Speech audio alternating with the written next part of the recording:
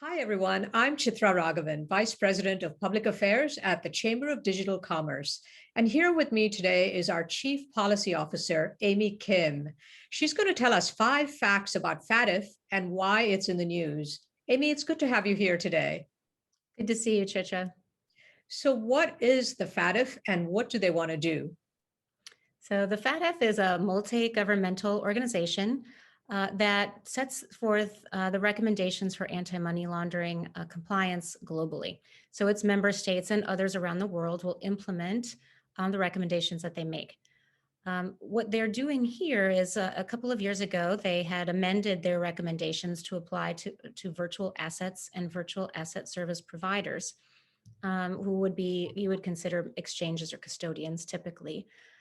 So now setting kind of a playing field globally, a regulatory playing field globally for VASPs under anti-money laundering compliance.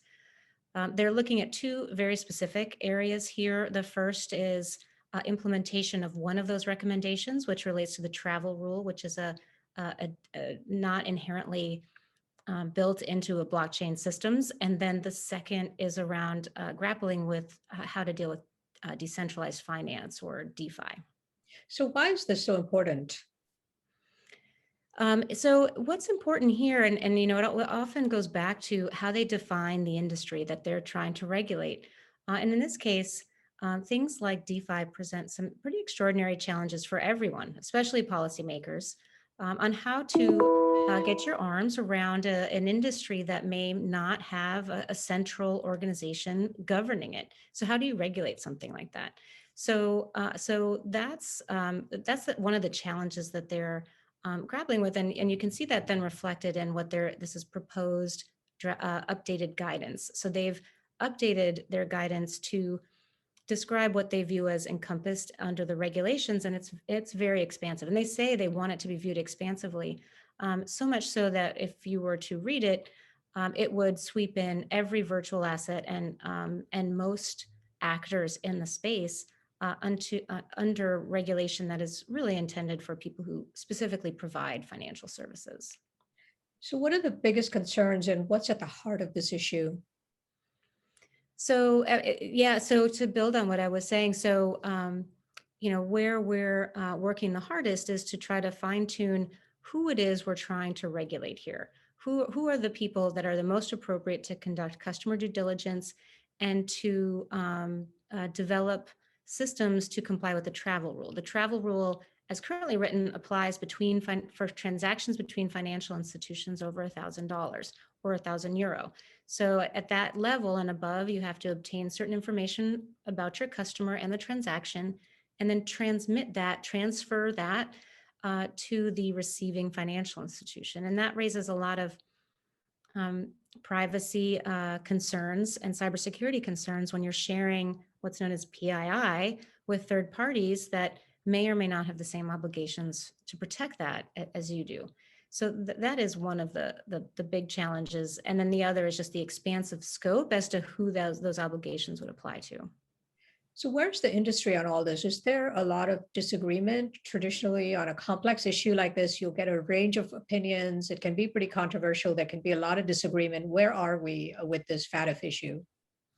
It's interesting that you asked that because we're in a scenario where the industry largely agrees among itself. You know, we've been fortunate to participate in several of the FATF plenary meetings, and the different organizations will present at those, and they all raise the concerns around the breadth of the definitions, you know, the scope of who this is going to apply to.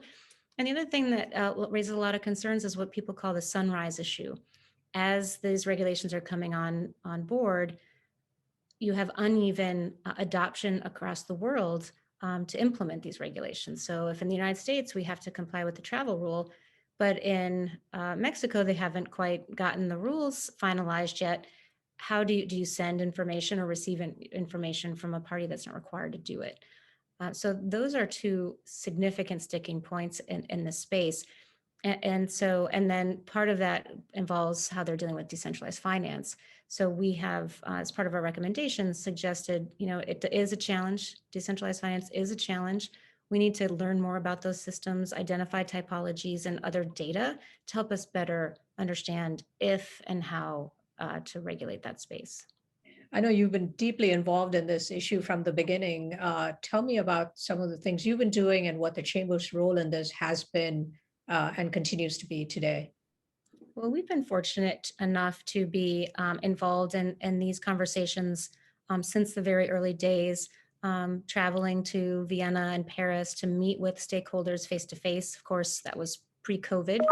And then since then, virtually to express what we're hearing from our members, share with them their concerns, even though all of our members, almost all, if not all, would still be considered VASPs. We're all unified in worrying about the dampening effect of this kind of regime on the growth of the industry and the growth of the ecosystem. So we've really worked hard to be able to express those opinions in a logical, methodical way, but to be compelling, to try to say, look, we agree with what you're trying to do here, as far as anti-money laundering compliance very generally, but let's talk about how to develop rules of the road that people can understand clearly so that you know when the laws apply to you, when they don't. Great. Well, Amy, thank you so much for joining me today to tell us 5 facts about FATF. Thanks, Chitra. It's been great. Amy Kim is the Chief Policy Officer here at the Chamber of Digital Commerce. If you want to learn more about the challenges that digital assets are posing for the FATF and for the US government and what the Chamber is doing to advocate for industry, check out our website at digitalchamber.org. I'm Chitra Raghavan, and I'll see you again soon.